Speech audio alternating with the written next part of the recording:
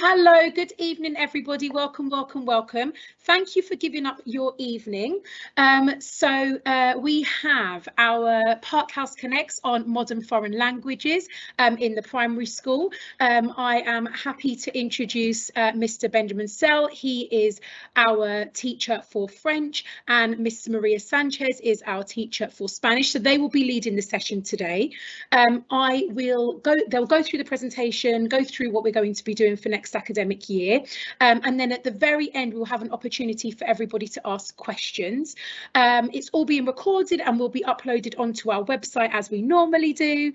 What I would like to also just say is just bear in mind this is about modern foreign languages, so we won't be talking about Arabic for this session, but we will have a session in the new academic year in relation to Arabic, so it will just be focused on Spanish and French for this one. Okay, I will leave you in the capable hands of both of our teachers. Hello, good evening. Thank you for joining us this evening. I hope you will enjoy our presentation. Well, to start with, I'm going to tell you a bit about our current situation. In school, we are teaching French and Spanish 3 times a week. We do a double lesson and then 2 singles. Spanish is being taught from reception all the way to year 3, and then it's French from year 4 to year 6. So when they finish in year 6 is when they decide if they want to carry on with French or with Spanish. So this is what we have nowadays, and I will let you with my colleague Ben. He's going to tell you a bit more about next year. Thank you, Maria. So as Maria has just said, the situation we're in right now is where we have essentially three lessons a week of MFL. That would be Spanish for the younger children, for French I teach in years 4, 5 and 6.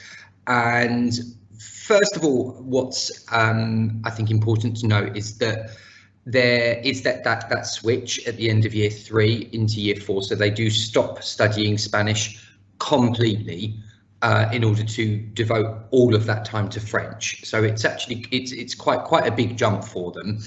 And moving forward, one of the things that we wanted to address, which we're going to be addressing next year, is to create more of an equal footing among the languages.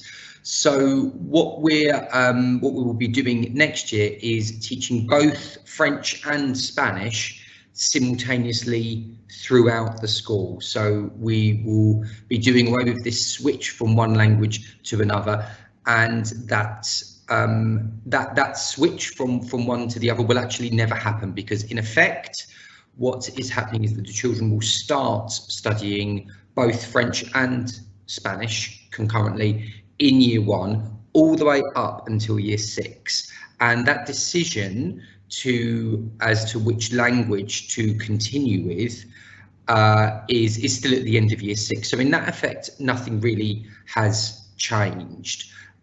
They start studying 2, that's their first exposure, if you will, to foreign languages, is these 2 languages, and then when they reach year 6, the decision will be made as to which one to effectively drop and to carry on with another. So we actually, in this respect, avoid any sort of sharp delineations and sharp changes between the languages, because at the moment what is happening is that the children study Spanish for a period of time, switch to French, and then there are those children who either by necessity or by choice then switch back to Spanish, and we find that is impactful in terms of their learning and their potential progress. So as of next year, the change that we're going to be implementing, and this is in consultation with secondary and many other stakeholders, is studying both. They will, of course, this necessarily means that they will be studying less of one language in order to accommodate the other. So we will be studying French for 1 double period all the way from year 1 to year 6, and a double period of Spanish. So children will have we hope equal exposure, certainly in terms of allotted curriculum space. So I think that yeah, I think Marie's going to talk us through some of the pedagogic reasons behind that. Yeah, behind this decision, those are some of the reasons why we decided to change the actual the current situation.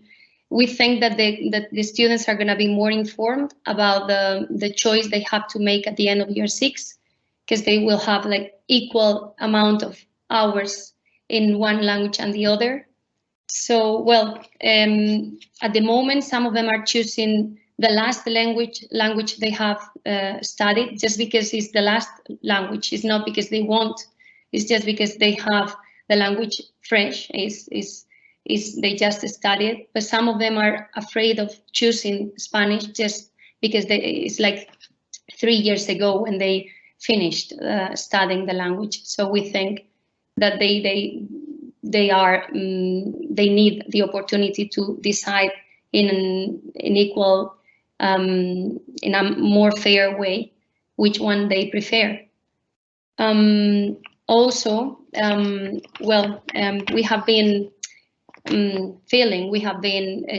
testing how they learn the languages in the early stages in primary, and then at the end of primary, and it's a completely different situation for them. So if we have the chance to do both at the same time, they will learn both in a more natural way, like the sooner you start learning a language, the better the faster you get the pronunciation and memorizing new words. So this is why we think is also going to be great for them. One of the main reasons is the potential 6 years of studying a language, which is great for a language. 6 years is a lot. They can get a good level, and we have the feeling like when they are in year 3 and they stop learning Spanish is when they are getting good at the language. So they stop when they are getting good, when they are starting to get a good level. And this is why we also think it's going to be a great change for them. Also, well, French and Spanish is similar. They share about 70% of the lexic, and the grammar structures are also similar. And so it's not like the languages are so far apart. They share a lot of things, and kids are very good at recognizing when they have a subject. I mean, when they see me, they know it's Spanish. When they see Mr. Sell, they know he's the French teacher. So, or they see the PE teacher, then they know they have PE. So as soon as they see us, they recognize which language we are teaching. Also, the second point makes reference of the way they are very shy when they are learning a new language. So from year 1 to year 3, maybe 4, they don't feel shy at all. They pronounce, they read, they sing. They are so keen on trying. But when they get older, they start being a bit more shy. So they pronounce like they are very quiet. So we thought that if we can start from year 1 with both languages, they will get to year 6 being good at pronunciation and also being good at grammar structures, which is more advanced level that I cannot teach now in year 1, 2, and 3 because they are not ready. But they are ready now in year 4, 5, and 6. But they are missing that because I am not teaching Spanish in 4, 5, and 6. So we were talking and we thought that what I'm missing is what Ben misses from year 1, 2, and 3. And well, these are the reasons why we are going to make this change. I will now leave you with Ben again. Yes, thanks, Maria. Yes, to pick up on what Maria was saying there, I do. It is something very much that we've discussed, and whilst, for example, my French students can produce wonderful sentences with complex French negation with ne and ba in the correct place around surrounding the verb, their pronunciation of some quite basic diphthongs in the language are actually a little bit shaky, which wouldn't have been the case necessarily if I'd had them from the get-go from year one. And that's really where you know, we're hoping to make that impact really, so that yeah, so that children have that equal exposure to both, and at that critical period as well. So we've touched upon this briefly before, but there are, of course, actually practical reasons why, from an educational point of view, we wanted to do this, implement this change at Park House. One thing that we noticed, and this was in discussion with the secondary school, and one of the focuses that Maria and I have really wanted to have this academic year, it being our first academic year for both of us at Park House, was to kind of forge greater links between secondary school and to encourage that dialogue, really, that educational dialogue, whereby they have, you know, they are studying the primary curriculum. Foreign languages are compulsory in the English national curriculum, and there is sometimes a tendency, and this is seen in the UK as well, very much so, that there is a big disconnect between the years that they may have had of exposure to a particular language in primary school, and then when it comes to secondary school, it's almost as if the slate is wiped completely clean and they start again from scratch. Well, this shouldn't be the case, because the children have already put in lots and lots of effort into learning the language. And sometimes it is the case that in year 7 the choice between French and Spanish is dictated by the school because of the unbalanced numbers. Obviously more students are wanting to study French currently on average than Spanish, purely because it is the last language of instruction that they have been receiving at primary. And realistically, it does kind of make sense in many ways if the French is in their head from you know 4, 5 and 6, that they do continue with French. And we thought that this is definitely a much fairer way of being able to address that issue. Easier timetabling as well. At the moment, we currently have 3 periods, of which one of them is a long period, effectively 2 shorts. And it does mean a lot of moving about for both Maria and myself throughout the school day. Now, this is actually one of the things we like about the job, because you know, we get to see different classrooms, get to go to different places and be with different kids. But by having one double in the week, and that one occasion during the week where we see each class, it just logistically does make many people, not just our makes people's lives easier.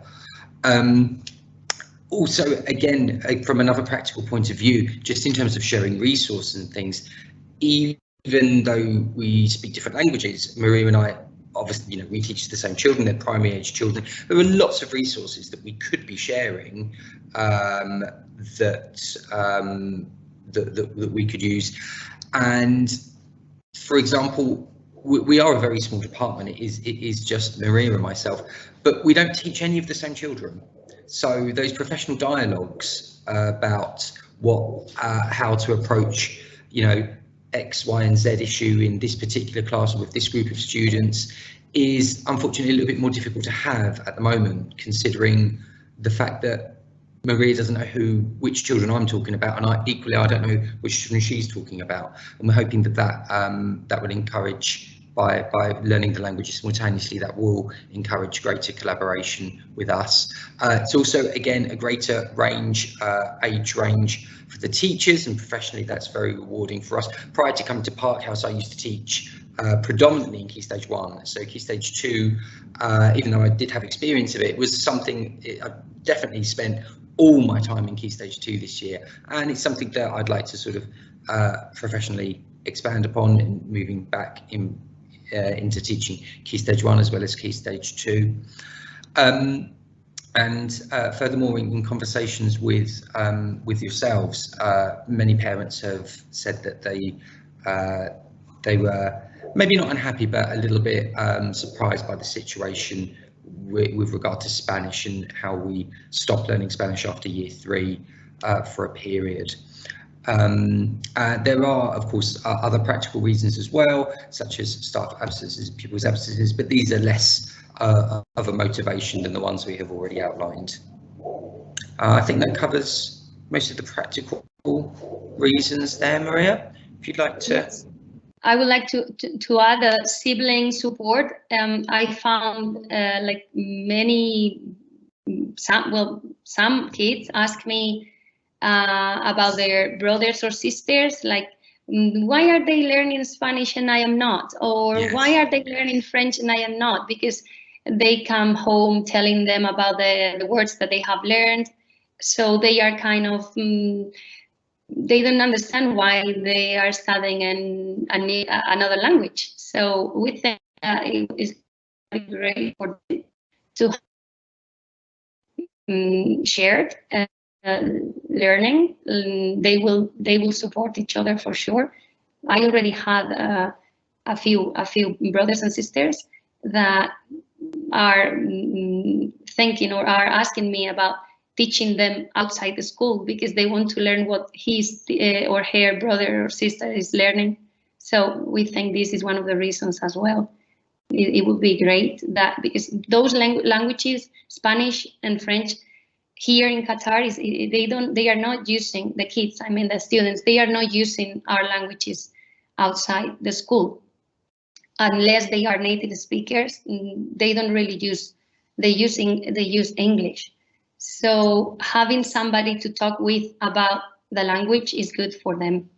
Sometimes they have friends or they watch cartoons, but they don't have a person to say, you know, today I have learned what's your name, or all the vocabulary about the classroom. So having a brother or sister studying the same language is for sure going to be something good for them, and it's going to encourage them learning the language. This is just something I wanted to add.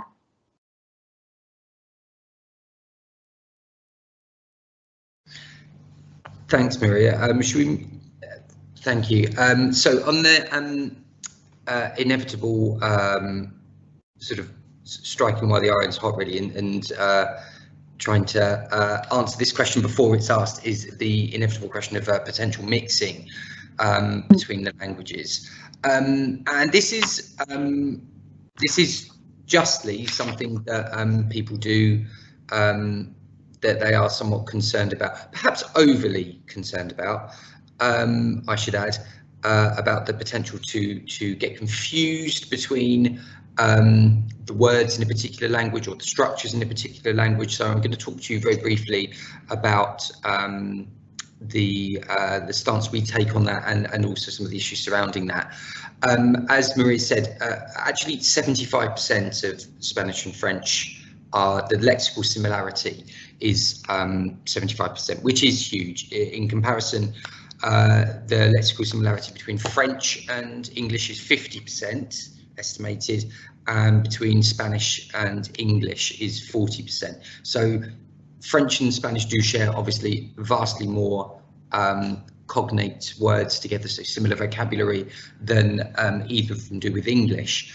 And this is a very good thing when it comes to learning. Anyone who actually has learnt a Romance language and maybe picked up a newspaper in another one will know how many of those words jump out at you as being similar. We've got a little picture up there of some of them on the left-hand side, those similar words, and you can see knowing one is instantly a help in being able to recognise and hopefully recall the other one.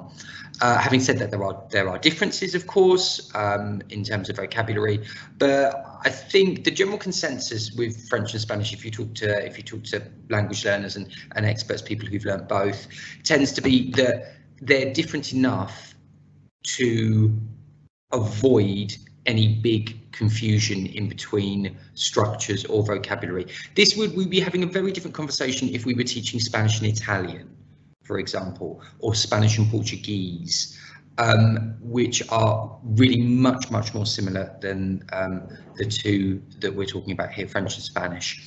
Also, worth pointing out that 72% of the children in Park House are EAL as it stands, so meaning to say they speak a different language at home, and yet we have no problems of them mixing languages when they come to school. That's just something that doesn't happen. As Maria pointed out earlier on, it's because they are aware, they do become aware of the difference of when it's appropriate to speak which language. It's appropriate to speak English when we're at school, it's appropriate to speak the home language when we're at home. Likewise with French and Spanish, when they see Maria, they know that it's time to speak Spanish. When they see me, they know it's time to speak French. The sounds of both languages are quite different. It's pretty impossible to get confused in terms of listening and knowing. It very rarely does it happen that someone will be speaking Spanish and it's mistaken for French. They're two really quite well known, quite different sounding languages, and the similarities are very reinforcing. And I think the real point to highlight here is that if any mixing or any interference, as we call it, in linguistics does occur, that it really isn't the end of the world. It's not the end of the world.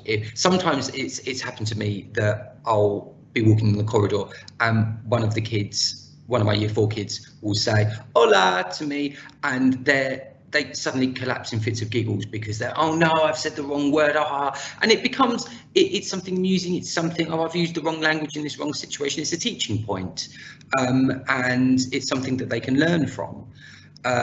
We have, bearing in mind with this new system, we have got 6 years to iron out any mixing or any teething problems that the children have with both languages. And really it's no different to any situation that happens in any multilingual country. If you take multiple places in Europe, take Luxembourg, take Switzerland, you know, many places in Asia, Singapore, where multiple different languages are spoken. Each language is used in its own, it is purposefully in its own particular domain, and that's something that we hope to be encouraging a lot next year. Yes, and we think overall it's the benefits of the similarities of the languages and how much it will reinforce will far outweigh any potential mixing or any initial confusion. I think that covers that, Maria. Yes, I completely agree with you. Yes, this is also a potential.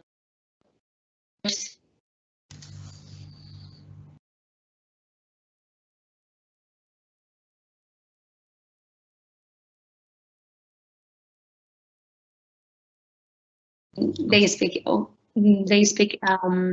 Sorry.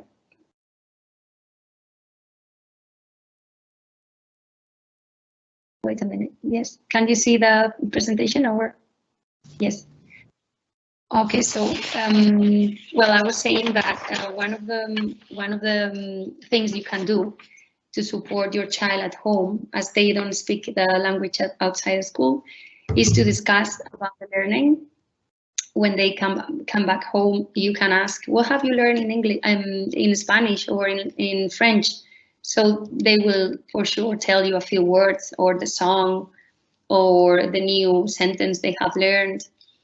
And you can find so many resources in internet, in Google. Just Google basic Spanish for kids or basic French for kids, and you will find so many resources. Just if they wish, I mean, don't force them or don't push them to learn if they don't feel like doing it that day. Don't push them so much, because otherwise they will see it like something a must. And this is kind of what we would like to do with this way of teaching, is to make them feel that the languages are important and they are opening for you so many doors, but we don't want them to feel pressure or forced to learn them. So this is what we're gonna try to do with your kids, with your children. And Ben is gonna tell you about 2 more things you can do to support your kids at home. I don't know if you can see the presentation, sorry. No. Thanks. Yeah, I think we can see it. Yeah, just further to what Maria was saying. There really is an absolute wealth of material out there available online, and particularly in comparison to years and years and years ago when I started out with language learning.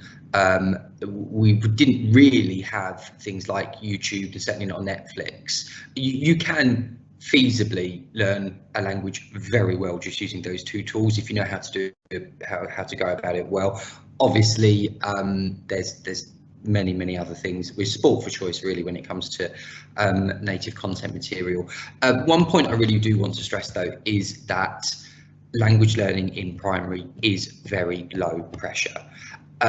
It should not be the case that parents are looking to really sort of I mean, there's a very large difference between supportive and those sort of constructive conversations going on at home about what's being learned at school, how the child is feeling about the language, how you know, what things are fun, and contrast that with when I would say when the expectation becomes to memorize lists and lists of vocabulary. This is really not what anyone wants, and it is not an effective way to learn a language. There are 3 fundamental things that it takes to learn a language, and this is widely circulated in the literature: the motivation, the time spent with the language, and your ability to notice. All 3 of those things we aim to increase and build up during primary school when it comes to learning foreign languages. It's almost like having a car that runs on 3 separate canisters, like 3 separate tanks of petrol. You need all 3 to be full before you can get the car going, and we're trying to build up the children's motivation by making language lessons at school engaging and fun, and helping them view language as something that is a fun activity and something that's not onerous, something that's not you know, hard work that takes a lot of time. We want to increase their enjoyment of the language so that when they do come to secondary school, they're filled with enthusiasm and also have a large bank of vocabulary and language awareness, this sort of meta language, knowledge about language, by the time that they start secondary. And in my personal experience, and I know as well in terms of Maria's, when sometimes we feel that there is too much emphasis placed on rapid progression, or maybe you know, trying to be the best in the class at Spanish or French, it really does detract from the enjoyment that children have when it comes to languages. So I think it's just something definitely to bear in mind, that we as the teachers here are the paid professionals to take your child on that language journey ourselves, and we value all of the support that you, as always, give us in that mission, and really just to, you know, to engage your child really with conversation about what they've learned at school. What was fun is really the best job that you can be doing at home, I would say. I think that probably just about covers it. We've already talked a little bit about sibling and friend support. That's definitely something that that is that Maria's talked about. It's something that the children get a lot, that they derive a lot of pressure from being able to talk to their friends and things about, you know, learning similar things. Oh, we learned this today in French. Have you learned that yet? Oh no, we will probably be learning that next term. So it's a common talking point among them, and it's something that, you know, it is mutually reinforcing if they're both studying the same language. So I think that pretty much covers supporting children at home. Maybe we should move to any questions that we might have. Can you get that, Kana? Maria? Okay, thank you. Sorry, I've got my child in the background here. So if Mr. Sell can just share his last page for me, that'll be fantastic while we're just finishing up here. So what I will do, everybody, Maria, is we are just going to put a little question page up, and it gives you the opportunity to ask us any questions now. At the tops of your screens, you will have a little circle that has a question mark in it, and it actually says Q&A. So if you have any questions, just type them in there. Our screens go a little bit quicker than your screen, so you will get a bit of silence after this. But if you have any questions, like I said, just type them into the Q&A section, and then we will answer those, and I will dip into Mrs. Sanchez or Mr. Sell, depending on who can answer the questions first. Okay, fantastic. Let me just share this screen with you.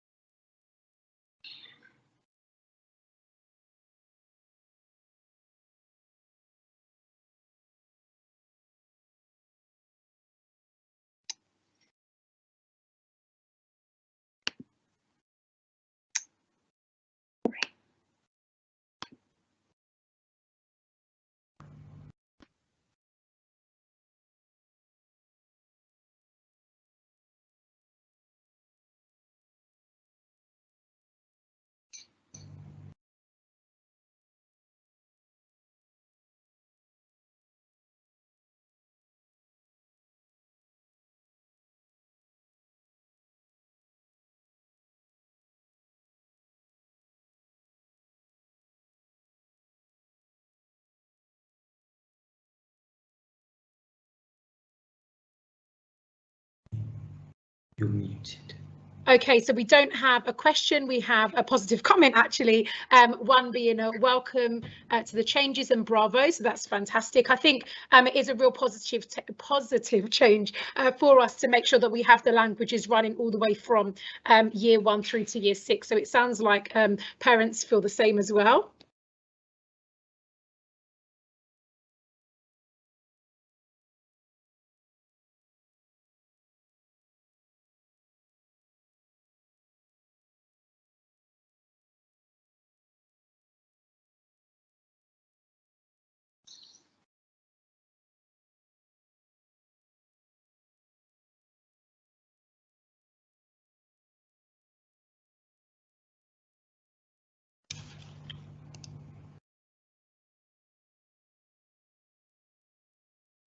Okay, it sounds like we don't have any more questions then.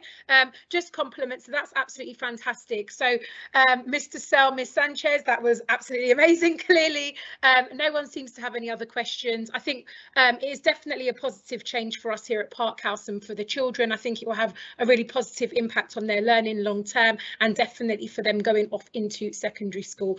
So fantastic. Thank you everybody for attending today, who has attended. If you do have any questions when you leave this presentation and think, oh, I think I've missed something, then please feel free to email us. Otherwise, have a lovely evening, and thank you for spending the last hour or so with us. Bye bye, everyone. Bye. Bye.